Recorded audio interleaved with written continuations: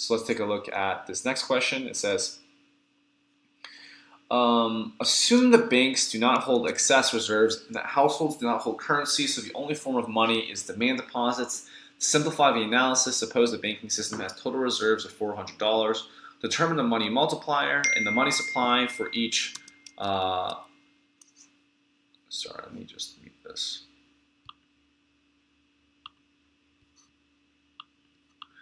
Assume that the banks do not hold excess reserves and that, determine the money multiplier and the money supply for each reserve requirement listed in the following table.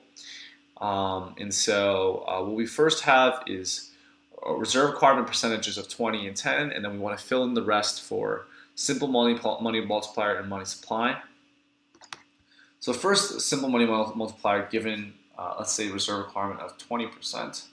The money multiplier is given by 1 divided by reserve ratio, and so 20% is 0.2. 1 divided by 0.2 is going to give us 5, right? And so that's going to be our first money multiplier, and then money supply is going to be deposits times the money multiplier. So 400 times 5 is going to give us 2,000.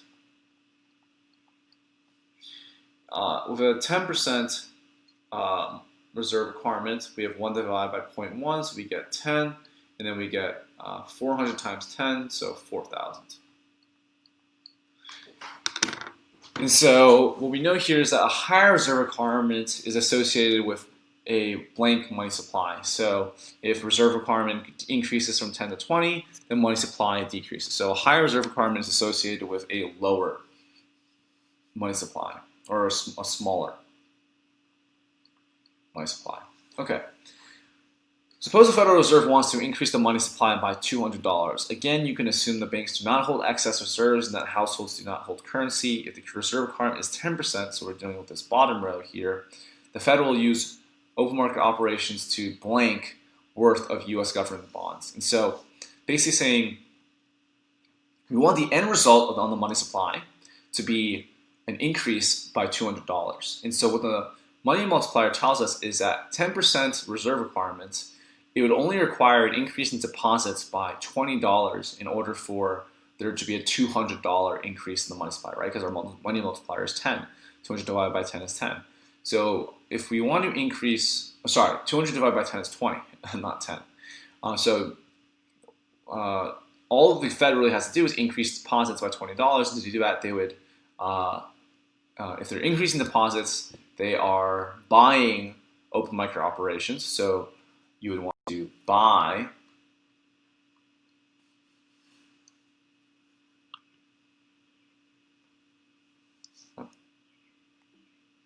it froze a little bit. Yeah, so you would want to buy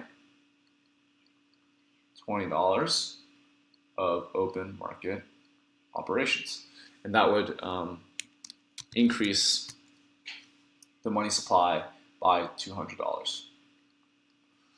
Now, suppose that rather than immediately lending out all excess reserves, banks began holding some excess reserves due to uncertain economic conditions. Specifically, bank increased the percentage of deposits held as reserves from 10% to 25%. This increase in the reserve ratio caused the money multiplier to blank.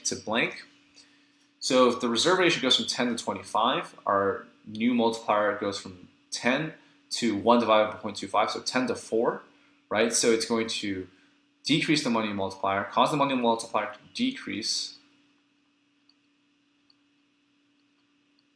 to 4. Under these conditions, the Fed would need to blank worth of U.S. government bonds in order to increase the money supply by 200. So if the end goal is to increase the money supply by 200, we would need to just increase deposits by 200 divided by 4, which is what, 50, right? And so under these conditions, the Fed would need to buy $50 worth of government's bonds in order to increase the money supply by 200. Which of the following statements help to explain why in the real world the Fed cannot precisely control the money supply? Check all that apply. Number 1, the Fed cannot control the amount of money that households choose to hold as currency. That is true, right? And so if households choose to hold more money as currency, then the money supply will be smaller than we normally think it is. because they're not putting it into banks as deposits, right? So that's one thing that is going to mean that the Fed cannot precisely control money supply. B says the Fed cannot prevent banks from lending out required reserves. Again, this is cannot prevent banks. So this is false, right? The Fed can prevent banks from lending out required reserves. They are, as the word might imply, required, and so they're regulated by law and to make sure that they have these amounts of money in reserves. So they can't lend out money that is required to reserves. They can lend out money in excess reserves. So anything affecting excess reserves is out of the control of the Fed, and I think that's what.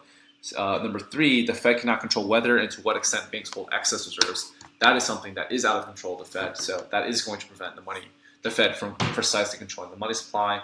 If the banks hold excess money reserves, as we see in this scenario where we have increase in the percentage of deposits held in reserves from 10 to 25%, not as a result of Fed policy, but as a result of just excess reserves, that's going to imperfectly affect the money supply, and we would see that change as well. So let's say answer choices 1 and 3 are what we would check off for that question here. So hopefully this process makes sense, and we can take a look at the question, the answer given by the previous tutor. Well, so the previous tutor says, first, the reserve requirement is 20%. The money multiplier would be 5. That is what we have here. The money supply would be total reserves times the money multiplier, so 400 times 5, that gives us 2,000, so we're all good so far. And then we go to reserve requirement of 10%. At 10%, simple money multiplier would be 1 divided by 0.1, so 10. The money supply is total reserves times the money multiplier, so 400 times 10, so 4,000. So we're all good there. As the above calculations show, a higher reserve requirement is associated with a lower, we said smaller money supply, so the same direction, so that's good. Assuming a reserve requirement of 0.1 and a simple money multiplier of 10, if you want to increase money supply by $200, that would be equal to an increase in total reserves times simple money multiplier. So $200 times an increase in $200 is equal to an increase in total reserves times 10. That means the increase in total reserves needed is 200 divided by 10, or 20. So we would have the Fed would want to increase the money supply by purchasing U.S. government bonds from banks, so buy $20 of open market operations. So that's the same thing that we said. And then they said in order to increase the money supply by $200, total reserves at banks has to be increased by $20. This means the Fed will have to buy $20 worth of U.S. government bonds to increase the total reserves by 20, which will lead to an increase in $200 in the money supply. So that's good. We're all good so far. If the reserve requirement is 10%, the Fed will use open market operations to purchase $20 worth of U.S. government bonds. Yep. Now assume the U.S. reserve requirement is now 25%. The simple money multiplier changes to 4. An increase in money multiplier is going to equal an increase in total reserves times simple money multiplier. $200 equals to total in reserves increase times 4. Increase in total reserves is equal to 200 divided by 4, so 50. When the Fed wants to increase the money supply, it purchases U.S. government bonds from banks. In order to increase money supply by $200, total reserves at banks has to be increased by 50. This means the Fed will have to buy $50 worth of U.S. government bonds to increase the total reserves by 50, leading to an increase of $200 in the money supply. Thus, the increase in reserve ratio caused the money multiplier to decrease to 4, so that's what we said. Under these conditions, the Fed would need to buy $50, that's what we said as well, worth of U.S. government bonds in order to increase the money supply by $200. Now the last part, which are the things that prevent the Fed from accurately controlling the money supply. The Fed can only control the quantity of required reserves being held by the banks. It does not have any control over the quantity of money that households choose to hold as currency, as well as the quantity of excess reserves that banks choose to hold. This lack of control over these two components of money supply reduces the effectiveness of the Fed to precisely control the money supply. The correct options are 1 and 3. That is also what we said. So it looks like the previous tutor got it completely right? And we are in total agreement. Everything is correct. And we're going to mark that as correct. So that is kind of a rundown of some of the money supply aspects of monetary policy.